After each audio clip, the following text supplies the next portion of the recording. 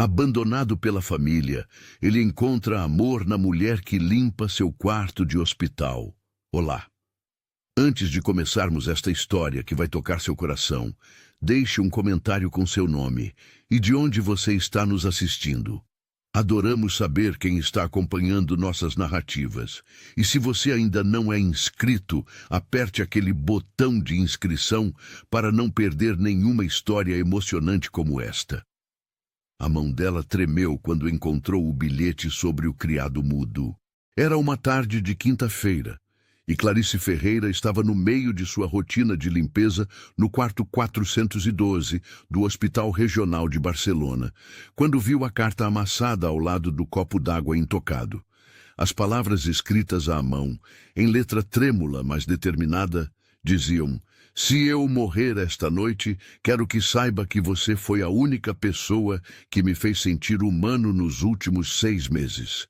Obrigado por tudo, Ricardo." O esfregão caiu de suas mãos, batendo no chão com um som surdo que ecoou pelo corredor vazio.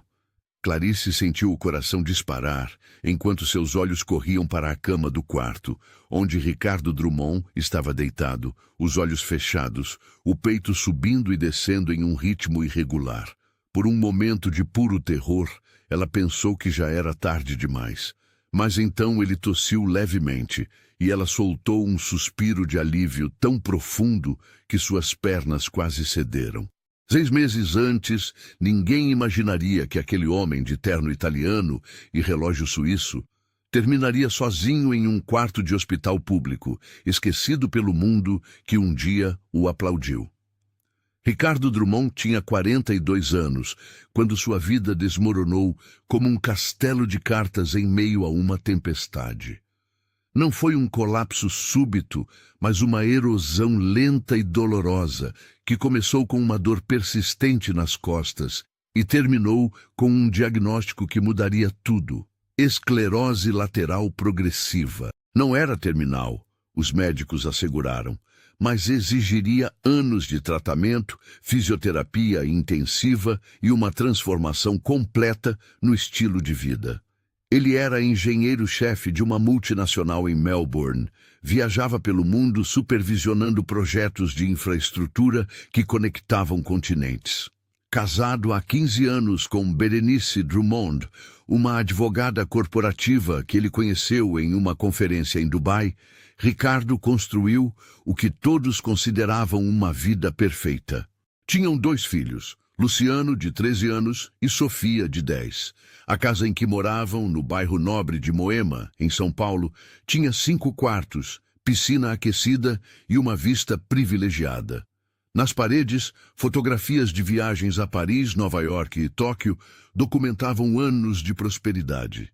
Ricardo era o provedor inquestionável, o homem que nunca dizia não aos caprichos da família, que trabalhava 16 horas por dia para garantir que nada faltasse. Quando a doença chegou, tudo mudou.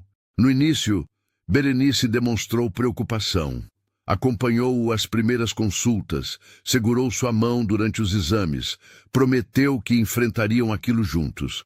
Mas à medida que os meses passavam e Ricardo começava a perder a mobilidade, precisando de auxílio para tarefas básicas, a compaixão de Berenice evaporou como água em pedra quente. "Eu não assinei para isso", ela disse uma noite, 6 meses após o diagnóstico, enquanto Ricardo lutava para colocar os sapatos sozinho. "Eu me casei com um homem forte, bem-sucedido, não com isso." O "isso" ecoou na mente de Ricardo por dias. Ele havia se tornado uma coisa, não mais uma pessoa. A empresa o afastou, alegando impossibilidade de manter suas funções, e embora tivessem oferecido uma indenização modesta, o dinheiro mal cobria os custos médicos crescentes. Berenice começou a passar cada vez mais tempo fora de casa, alegando compromissos de trabalho que Ricardo suspeitava serem mentiras. Os filhos, influenciados pela frieza da mãe, começaram a evitá-lo. Luciano, que antes adorava jogar videogame com o pai, agora trancava-se no quarto. Sofia não o chamava mais de papai. Apenas o olhava com uma mistura de medo e repulsa quando precisava passar por ele nos corredores. 9 meses após o diagnóstico, Berenice pediu o divórcio. Não houve discussão, não houve tentativa de reconciliação. Ela simplesmente colocou os papéis na mesa de jantar uma manhã e disse: "É melhor assim, para todos nós." Ricardo tentou lutar, tentou argumentar, tentou implorar, mas a lei não estava do seu lado. Berenice era a advogada. Ela sabia exatamente como manipular o sistema. Alegou que Ricardo não tinha mais condições de prover adequadamente para a família, que sua condição médica criava um ambiente instável para as crianças. O juiz, influenciado pelos argumentos eloquentes de Berenice e pela aparência debilitada de Ricardo, concedeu a ela a custódia total dos filhos e a maior parte dos bens. Ricardo ficou com uma pequena quantia em dinheiro e uma mala de roupas. Nada mais. Sem casa, sem família, sem perspectiva, ele alugou um pequeno apartamento na zona leste de São Paulo. Era um lugar úmido, com paredes descascadas e janelas que não fechavam direito, mas era tudo o que ele podia pagar. Os vizinhos eram barulhentos, o bairro perigoso, mas Ricardo mal notava. Ele passava os dias deitado em um colchão fino no chão, olhando para o teto manchado, tentando entender como sua vida havia desmoronado tão completamente. A solidão era uma presença física, pesada como chumbo em seu peito. Ele tentou ligar para os filhos inúmeras vezes, mas Berenice bloqueou seu número. Enviou cartas que foram devolvidas sem serem abertas. Seus amigos, os mesmos que frequentavam seus churrascos e comemoravam suas promoções, desapareceram. Ninguém queria estar associado ao homem que caiu. Foi durante uma crise respiratória aguda, 3 meses depois de se mudar para o apartamento miserável, que Ricardo foi internado no Hospital Regional de Barcelona, uma instituição pública onde os recursos eram escassos e os corredores cheiravam a desinfetante barato. Ele não tinha plano de saúde privado mais. Aquela era sua única opção. O quarto 412 tornou-se seu mundo. 4 paredes brancas manchadas pela umidade, uma janela que dava para um estacionamento cinzento, uma cama com lençóis ásperos e um pequeno banheiro que ele raramente conseguia alcançar sem ajuda. Os médicos visitavam-no rapidamente, fazendo anotações em pranchetas sem realmente olhar para ele. As enfermeiras eram eficientes, mas distantes, administrando medicamentos e verificando sinais vitais com a pressa de quem tem 30 outros pacientes para atender. E então apareceu Clarice. Ela chegou em uma manhã de segunda-feira, empurrando um carrinho de limpeza que rangia nas rodas gastas. Ricardo estava olhando pela janela, observando a chuva fina que começava a cair, quando ouviu a batida suave na porta. "Bom dia, posso entrar para limpar?" A voz era gentil, com um sotaque do interior que lembrava Ricardo de sua própria infância em uma cidadezinha do Paraná. "Claro", ele murmurou sem se virar. Clarice Ferreira tinha 36 anos, embora as linhas finas ao redor de seus olhos castanhos sugerissem uma vida que envelhecera mais rápido que o calendário. Seu cabelo castanho estava preso em um coque prático e ela usava o uniforme verde-água surrado do hospital, com uma dignidade que desafiava a modéstia da roupa. Era magra, não pela dieta ou exercício, mas pelo tipo de trabalho que queimava calorias em longas jornadas de esforço físico.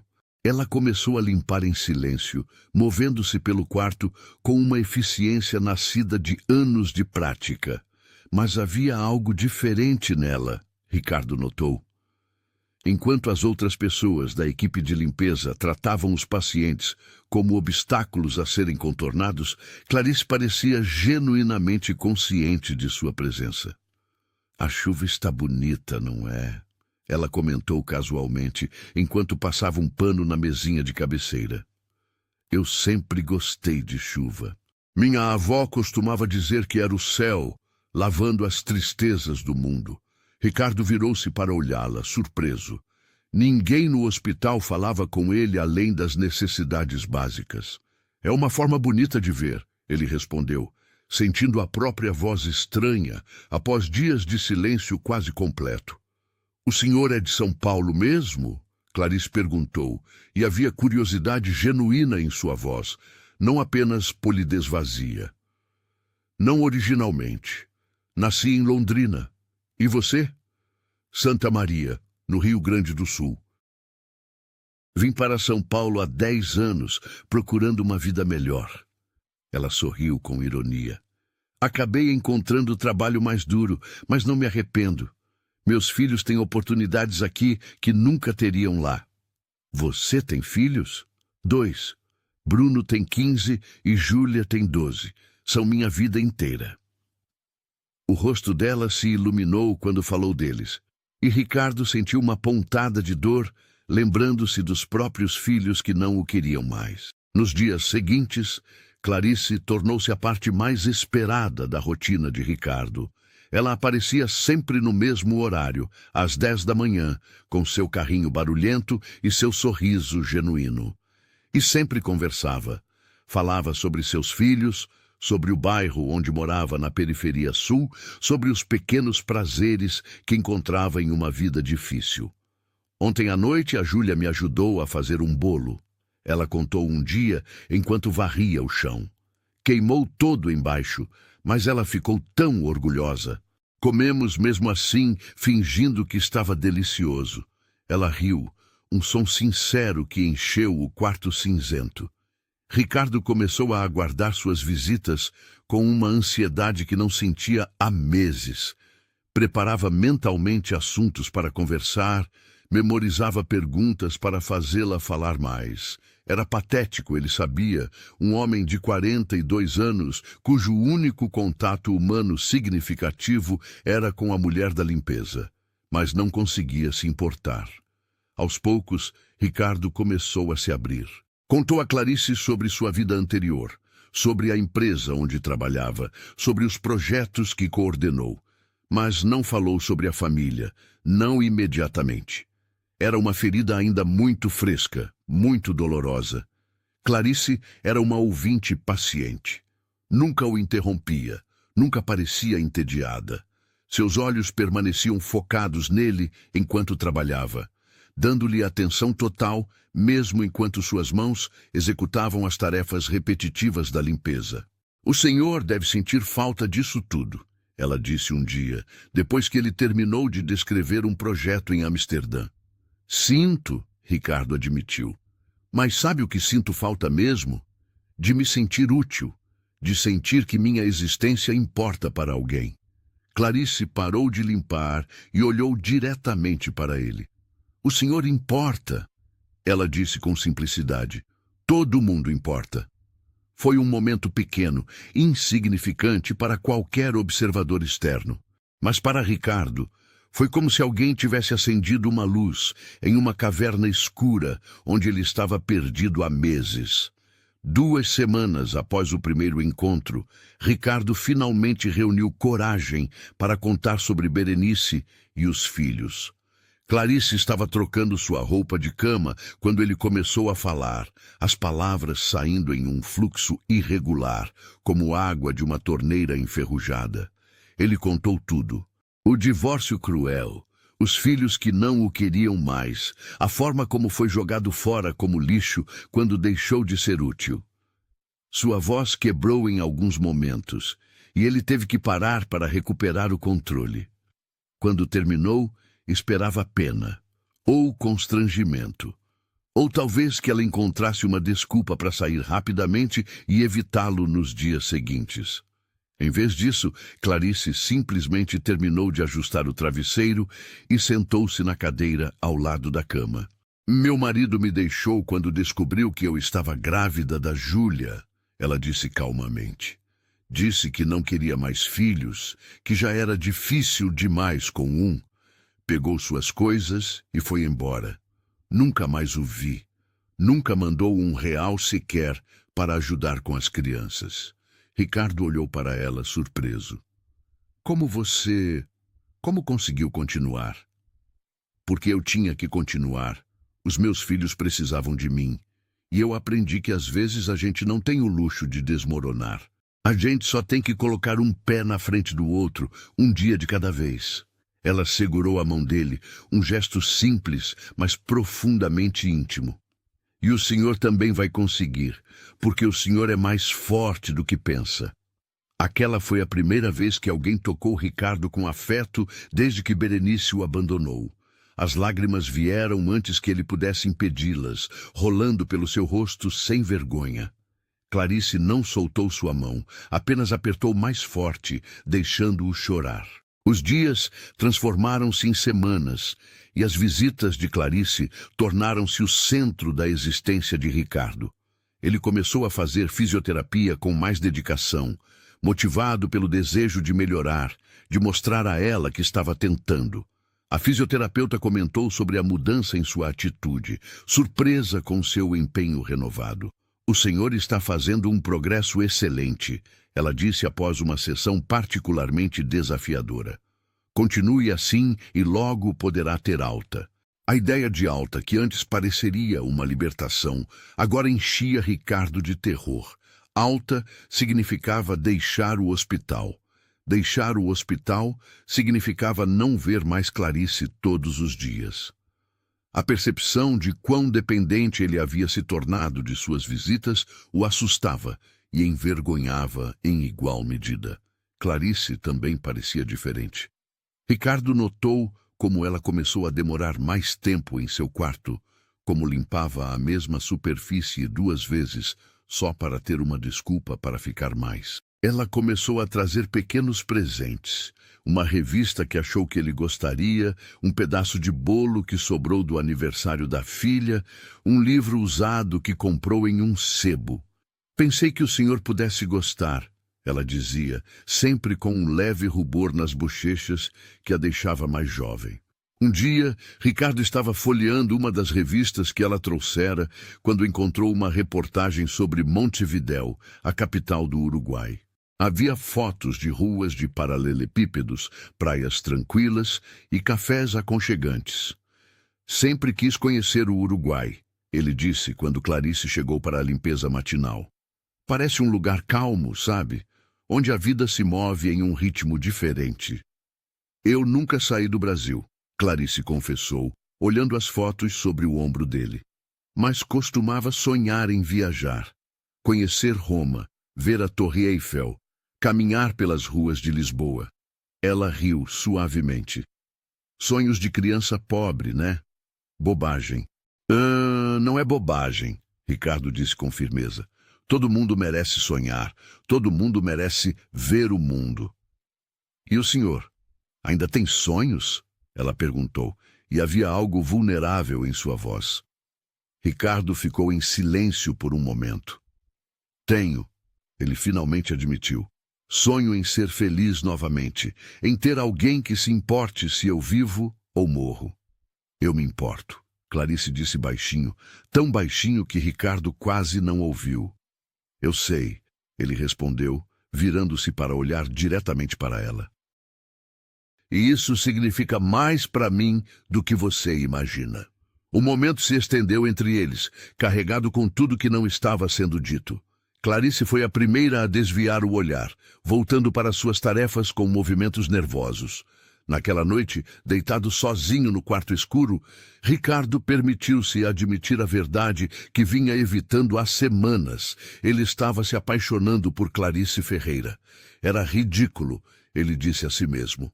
Uma fantasia patética de um homem doente e solitário, se apegando à única pessoa que lhe mostrava bondade.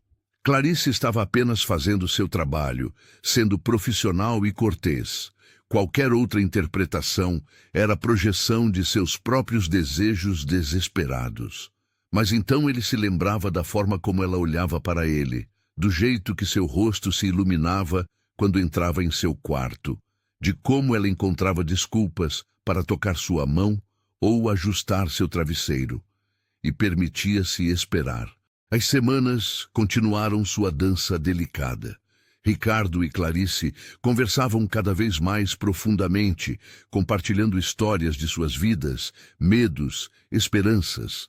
Ela falou sobre a dificuldade de criar 2 filhos sozinha, sobre noites sem dormir, preocupando-se com dinheiro, sobre o orgulho que sentia cada vez que Bruno trazia uma boa nota para casa ou Júlia desenhava um novo quadro.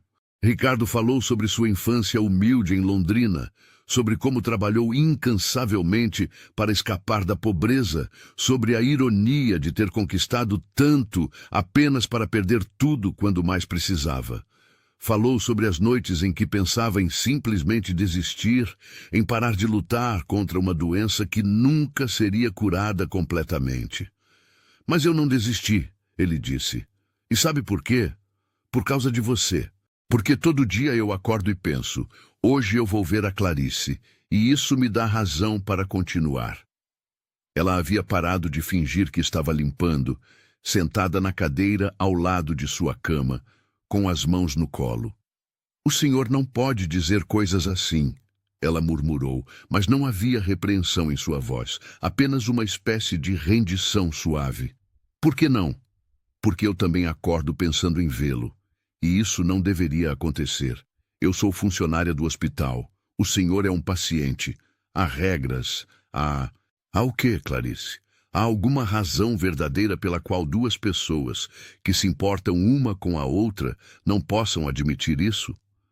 Lágrimas brilhavam nos olhos dela. Eu tenho tanto medo, ela confessou. Medo de que quando o senhor sair daqui, quando voltar para a sua vida real, vai perceber que eu sou só a mulher da limpeza que foi gentil com você quando estava vulnerável. Ricardo estendeu a mão e ela a pegou, entrelaçando seus dedos. Você nunca foi só nada para mim. Você é a pessoa que me fez querer viver novamente, que me fez acreditar que ainda há bondade no mundo, que me mostrou que eu ainda sou capaz de sentir algo além de dor e solidão. Eu não sei se isso é amor ou só gratidão, Clarice disse, mas não soltou sua mão. E se for as 2 coisas? E se gratidão e amor não forem mutuamente exclusivos? Ricardo puxou-a gentilmente mais perto. Clarice, eu sei que é cedo, eu sei que é complicado, mas não posso negar o que sinto. E não vou mentir para você ou para mim mesmo sobre isso.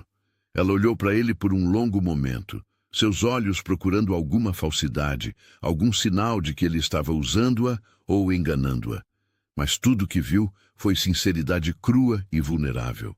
Eu também sinto, ela finalmente sussurrou. Deus me ajude, mas eu também sinto. Foi assim, em um quarto de hospital desbotado, com o cheiro de desinfetante no ar e o som de máquinas distantes bipando, que Ricardo e Clarice admitiram o que havia crescido entre eles durante aquelas semanas de conversas matinais. Não se beijaram naquele momento. Não seria apropriado, não ali, não ainda, mas permaneceram de mãos dadas, conectados por algo mais profundo que atração física. Um reconhecimento de 2 almas feridas que encontraram conforto uma na outra. Os dias seguintes trouxeram uma nova dimensão ao relacionamento deles. Havia agora uma abertura, uma honestidade que tornava cada interação mais rica. Clarice começou a chegar mais cedo, antes de seu turno oficial começar, apenas para passar mais tempo com ele. Trazia café de sua própria garrafa térmica e eles o compartilhavam enquanto o sol nascia através da janela manchada. Contei para a Júlia sobre você, ela disse uma manhã, soprando suavemente seu café quente. Ricardo sentiu seu estômago apertar. O que você disse? Disse que conhecia alguém especial. Alguém que passou por coisas difíceis, mas está lutando para ficar mais forte. Ela perguntou se poderia conhecê-lo algum dia. E o que você respondeu? Clarice sorriu.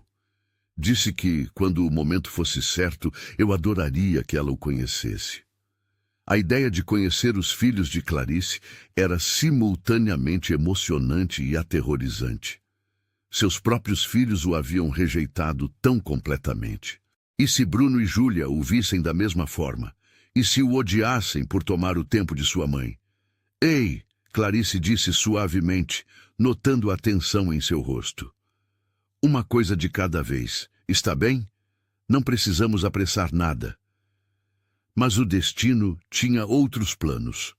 Uma tarde, 3 meses após sua internação, Ricardo estava fazendo seus exercícios de fisioterapia no corredor quando ouviu vozes conhecidas que congelaram o sangue em suas veias. Virou-se lentamente e viu Berenice caminhando em direção ao posto de enfermagem, Luciano e Sofia aos seus lados. Por um momento irracional, seu coração saltou de esperança. Eles haviam vindo vê-lo. Finalmente, após meses de silêncio, sua família havia vindo. Mas então ele ouviu o que Berenice estava dizendo à enfermeira. Estou aqui para visitar meu tio no quarto 425. Não imaginava que meu ex-marido também estaria internado aqui. Que coincidência desagradável. A enfermeira olhou desconfortável. Senhora, talvez... Não se preocupe, Berenice a cortou. Não temos nenhum interesse em interagir com ele. Apenas certifique-se de que ele mantenha distância dos meus filhos. Ricardo sentiu como se tivesse levado um soco no estômago. Ali estavam seus filhos, a menos de 10 metros dele, e Berenice estava instruindo a equipe do hospital a mantê-lo longe deles, como se fosse algum tipo de ameaça. Sofia o viu primeiro. Seus olhos arregalaram por um momento, reconhecimento e algo parecido com culpa atravessando seu rosto jovem. Mas então ela rapidamente desviou o olhar, agarrando a mão da mãe. Mãe, podemos ir? Luciano murmurou, também evitando olhar na direção de Ricardo. Berenice finalmente virou-se e seus olhos encontraram os de Ricardo. Não havia remorso ali, apenas uma frieza clínica. Você parece melhor, ela disse com indiferença. Espero que esteja cuidando de si mesmo. Não espere nenhum tipo de suporte adicional de nós. Os papéis do divórcio foram claros. Eu não quero seu dinheiro, Ricardo disse, sua voz saindo mais forte que esperava. Só queria ver meus filhos. Eles não são mais suas preocupações, Berenice respondeu friamente. Você abdicou desse direito quando se tornou um fardo. Venham, crianças. Ela virou-se e conduziu Luciano e Sofia pelo corredor, longe dele. Sofia olhou para trás uma vez, brevemente, mas Berenice puxou sua mão com mais força e ela virou-se para a frente novamente. Ricardo ficou ali, paralisado, observando sua família desaparecer na esquina. A fisioterapeuta tocou seu ombro gentilmente. Senhor Drummond, vamos voltar para seu quarto? Ele balançou a cabeça roboticamente e deixou-se ser guiado de volta. Uma vez dentro, sentou-se na cama e apenas olhou para a parede, incapaz de processar o que havia acabado de acontecer. Foi assim que Clarice o encontrou meia hora depois. Ela veio para sua limpeza do turno da tarde e imediatamente percebeu que algo estava terrivelmente errado. Ricardo. Ela fechou a porta atrás de si, deixando o carrinho no corredor. O que aconteceu? Ele contou, as palavras saindo em um fluxo entrecortado. Sobre ver Berenice e as crianças, sobre a frieza absoluta, sobre como seus próprios filhos não podiam sequer olhar para ele. Clarice o abraçou, deixando-o chorar contra seu ombro, acariciando suas costas com movimentos suaves e reconfortantes. Eu sei que dói, ela murmurou. Sei que parece impossível agora, mas você vai superar isso. Como? Ricardo perguntou, sua voz abafada. Como eu supero o fato de que meus próprios filhos me veem como um monstro? Você não supera. Você aprende a carregar. E, eventualmente, a dor se torna parte de você, mas não mais a coisa que te define. Ela o segurou mais apertado. E você não está sozinho. Você me tem, e eu não vou a lugar nenhum. Naquela noite, depois que Clarice foi embora, Ricardo escreveu a carta que ela encontraria dias depois. Não foi uma tentativa real de suicídio. Ele não tinha nenhum meio ou intenção real de se machucar. Mas a dor era tão avassaladora que ele precisava expressá-la de alguma forma, colocá-la no papel para tirá-la de dentro de si. Ele escreveu sobre como Clarice havia se tornado sua tábua de salvação, como a bondade dela o mantinha respirando quando tudo mais parecia sem sentido. Escreveu que, se algo acontecesse com ele, ela precisava saber o quanto tinha significado para ele. Mas então adormeceu antes de fazer qualquer coisa com a carta, deixando-a esquecida no criado mudo. Quando Clarice a encontrou na manhã seguinte e entrou em pânico, Ricardo acordou com ela chacoalhando seus ombros suavemente, lágrimas escorrendo pelo seu rosto. "Nunca mais me assuste assim", ela disse, meio rindo, meio chorando. "Eu pensei que você tivesse..." "Eu sinto muito", Ricardo disse, sentando-se e segurando seu rosto entre as mãos. "Foi egoísta. Eu não estava realmente pensando em... Eu só estava com tanta dor ontem à noite que precisava colocar para fora." "Eu entendo dor", Clarice disse, segurando seus pulsos. "Mas você não pode desistir. Você me prometeu que não ia desistir." "Eu não vou", ele prometeu. "Não enquanto eu tiver você para voltar." Foi naquele momento, naquele quarto de hospital barato, com sua pintura descascada e seus lençóis ásperos, que eles se beijaram pela primeira vez. Foi suave, quase hesitante. Dois adultos feridos pelo mundo, descobrindo que ainda eram capazes de ternura. A notícia do relacionamento deles espalhou-se pelo hospital como fogo em palha seca. Algumas pessoas acharam bonito uma história de amor surgindo em circunstâncias improváveis. Outras foram menos caridosas. "Ouvi dizer que ela está se aproveitando de um paciente vulnerável." Ricardo ouviu uma enfermeira cochichar para outra no corredor. "Ou talvez ele esteja se aproveitando dela", a outra respondeu, "procurando alguém para cuidar dele quando sair daqui." As palavras machucavam, mas Ricardo e Clarice aprenderam a ignorá-las. Eles sabiam a verdade do que compartilhavam, e a opinião de estranhos não importava. A supervisora de Clarice a chamou para uma conversa. "Você entende que há diretrizes sobre relacionamentos entre funcionários e pacientes?", a mulher disse severamente. "Eu entendo", Clarice respondeu calmamente. "E tecnicamente não estou violando nenhuma. Meu papel é limpar quartos, não fornecer cuidados médicos diretos. Não há conflito de interesse." A supervisora franziu os lábios, mas não pôde argumentar contra a lógica. "Apenas seja cuidadosa. As pessoas vão falar." "Deixe-as falar", Clarice disse simplesmente. 4 meses após sua internação, Ricardo finalmente recebeu alta. Ele havia feito progressos significativos em sua fisioterapia. E, embora ainda precisasse de auxílio para algumas tarefas, era funcional o suficiente para viver de forma semi-independente. O problema era, ele não tinha para onde ir. O contrato de aluguel do apartamento miserável havia expirado, e o dono não estava interessado em renovar. A pequena quantia que ele tinha do divórcio estava quase esgotada com medicamentos e despesas médicas. "Você pode ficar comigo", Clarice disse quando ele compartilhou seu dilema. Eles estavam sentados no pequeno jardim do hospital, um espaço raramente utilizado com bancos desgastados e plantas meio mortas. "Clarice, eu não posso..." "Por que não? Tenho um apartamento de 2 quartos. Bruno e Júlia dividem um quarto. O outro é meu, é pequeno, mas há espaço suficiente. E..."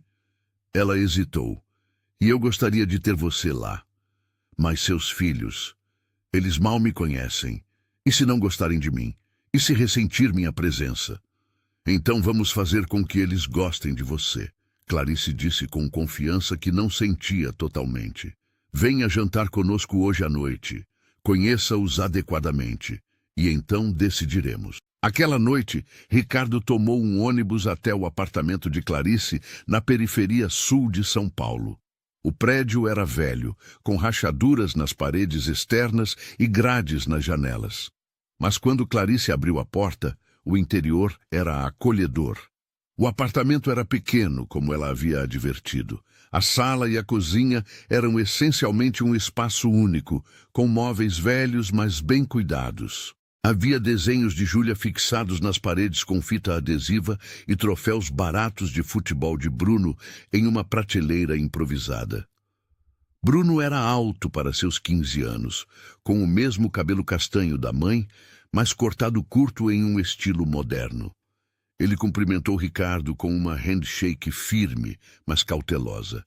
Júlia era menor, com sardas espalhadas pelo nariz e olhos curiosos que lembraram Ricardo dolorosamente de Sofia. Ela escondeu-se atrás da mãe no início, mas eventualmente saiu para dizer um oi tímido. O jantar foi arroz, feijão e frango. Simples, mas delicioso. Clarice era uma cozinheira excepcional, transformando ingredientes humildes em uma refeição saborosa. Então você trabalha com engenharia? Bruno perguntou, claramente tentando fazer conversa educada. Trabalhava, Ricardo corrigiu gentilmente, antes de ficar doente. Mas sim, projetava infraestrutura de transportes, pontes, túneis, sistemas de metrô. Isso é legal, Bruno admitiu, seu interesse genuíno transparecendo. Eu quero ser arquiteto. Ou talvez engenheiro também. São ótimas escolhas, Ricardo disse. Você desenha? Bruno assentiu timidamente e, incentivado por Clarice, trouxe um caderno de esboços. As páginas estavam cheias de desenhos impressionantes de edifícios, alguns realistas, outros fantásticos.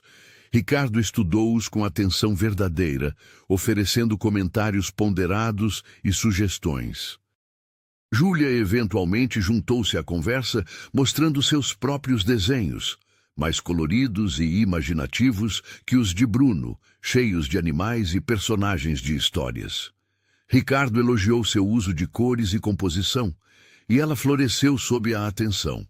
Quando a noite terminou e Ricardo se preparava para ir embora, Clarice o acompanhou até a porta. Então, ela perguntou ansiosamente, o que você achou? Acho que você criou duas pessoas incríveis, Ricardo disse honestamente. E seria uma honra fazer parte das vidas deles, se eles me aceitarem. E você? Clarice chamou para dentro do apartamento. O que acharam do Ricardo? Bruno apareceu na porta do quarto. Ele é legal, mãe, e entende de arquitetura.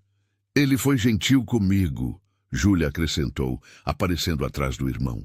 Não como alguns dos outros homens que você trouxe para jantar. Clarice corou levemente. Então, está decidido. Ricardo, se você quiser, pode se mudar no final da semana. A mudança foi simples, porque Ricardo tinha muito pouco. Algumas roupas, alguns livros, seus medicamentos, tudo cabia em 2 malas. Clarice limpou um canto de seu quarto para ele, instalando uma pequena cama extra e uma cômoda que comprou em um brechó.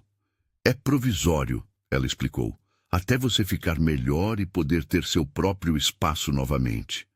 Mas ambos sabiam que era mais que isso.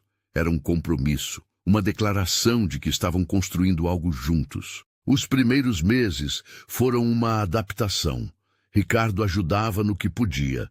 Cozinhar quando Clarice trabalhava turnos duplos, ajudar Bruno com matemática, ensinar Júlia sobre perspectiva em desenho. Ele não poderia trabalhar tempo integral ainda, mas fazia pequenos trabalhos freelance de consultoria online, contribuindo modestamente para as despesas da casa. Aos poucos, aquele pequeno apartamento na periferia tornou-se mais lar do que qualquer lugar onde Ricardo havia vivido. Não havia luxo ali, não havia vista privilegiada ou piscina aquecida, mas havia risadas durante o jantar, havia conversas significativas, havia pessoas que se importavam genuinamente uns com os outros. Uma noite, 6 meses depois de sair do hospital, Ricardo e Clarice estavam na pequena varanda do apartamento, observando as luzes da cidade espalhadas abaixo deles. As crianças estavam dormindo e havia uma paz rara no ar. Você é feliz? Clarice perguntou suavemente. Ricardo pensou sobre a pergunta. Pensou sobre tudo que havia perdido, o status, o dinheiro, os filhos que ele ainda amava, mas que não o queriam. Pensou sobre a doença que nunca o deixaria completamente, sobre as limitações físicas que enfrentaria pelo resto da vida. E então pensou sobre a mulher ao seu lado, sobre Bruno e Júlia dormindo tranquilamente em seus quartos, sobre o senso de propósito que havia encontrado em ajudá-los, em ser parte de suas vidas. Sim, ele disse, puxando-a para mais perto, pela primeira vez em muito tempo, eu realmente sou. Eu também, Clarice murmurou contra seu ombro. Eu também. O futuro era incerto. Eles não tinham muito dinheiro. A doença de Ricardo exigiria cuidados contínuos, e as cicatrizes do passado de ambos nunca desapareceriam completamente. Mas eles tinham algo mais valioso. Tinham um ao outro. E naquele pequeno apartamento na periferia de São Paulo, com suas paredes finas e móveis velhos, uma nova família estava nascendo. Não era perfeita, não era convencional, mas era real.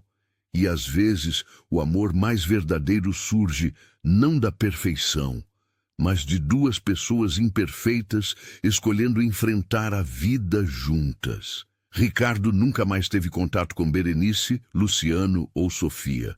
A dor dessa perda nunca desapareceu completamente.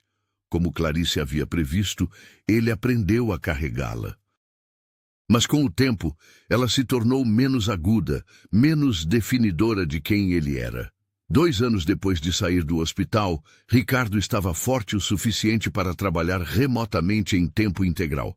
Sua empresa anterior, envergonhada de como o haviam tratado após uma matéria jornalística sobre direitos dos trabalhadores doentes, o contatou oferecendo uma posição de consultor. Não era o mesmo que antes, mas pagava decentemente e permitia que ele trabalhasse de casa. Com o dinheiro extra, ele ajudou a mudar a família para um apartamento melhor, ainda na mesma vizinhança, mas em um prédio mais novo com menos problemas estruturais. Bruno entrou em uma escola técnica de arquitetura, seus sonhos lentamente se tornando realidade. Júlia continuou desenhando, suas paredes cobertas com criações cada vez mais sofisticadas. E Clarice continuou sendo exatamente quem sempre foi, gentil, forte, resiliente. Ela ainda trabalhava no hospital, embora Ricardo insistisse que não precisava. Eu gosto do meu trabalho, ela dizia. Gosto de ajudar as pessoas, mesmo que seja apenas limpando seus quartos. Em um domingo de outubro, 4 anos após aquele primeiro encontro no quarto 412, Ricardo acordou cedo e observou Clarice dormindo ao seu lado. O sol da manhã filtrava-se através das cortinas, iluminando seu rosto. Havia algumas novas linhas ao redor de seus olhos, alguns fios grisalhos em seu cabelo.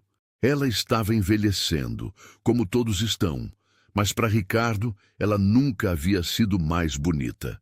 Ele pensou sobre o homem que era antes da doença, obcecado com o trabalho, medindo seu valor em conquistas profissionais e posses materiais, negligenciando as coisas que realmente importavam. Aquele homem estava morto agora, e Ricardo não o lamentava. A doença o havia despedaçado, mas também o havia reconstruído em algo melhor. Mais humilde, mais empático, mais capaz de reconhecer o que realmente tinha valor na vida. E o que tinha mais valor estava dormindo ao seu lado, e nos 2 quartos ao lado, e nas pequenas coisas que preenchiam aquele apartamento, fotos de momentos compartilhados, livros lidos e discutidos juntos, refeições preparadas e saboreadas em família. Clarice abriu os olhos e sorriu ao vê-lo olhando para ela. "Bom dia", ela murmurou sonolenta. "Bom dia", ele respondeu beijando sua testa. "Eu te amo." "Eu também te amo", ela disse, como dizia todo dia, e nunca perdendo seu significado com a repetição. E ali, Naquele momento simples e perfeito, Ricardo entendeu a verdade que havia levado 42 anos e uma jornada através do inferno para aprender. Às vezes você precisa perder tudo para descobrir o que realmente importa. E às vezes o amor mais puro vem das fontes mais inesperadas, não dos lugares onde você procura, mas dos corações que escolhem ver você quando o resto do mundo vira as costas. Se esta história tocou seu coração, não esqueça de deixar seu like e se inscrever no canal para mais histórias inspiradoras como esta. E nos comentários, escreva a palavra recomeço, se você acredita que sempre é possível começar de novo. Queremos saber o que você achou.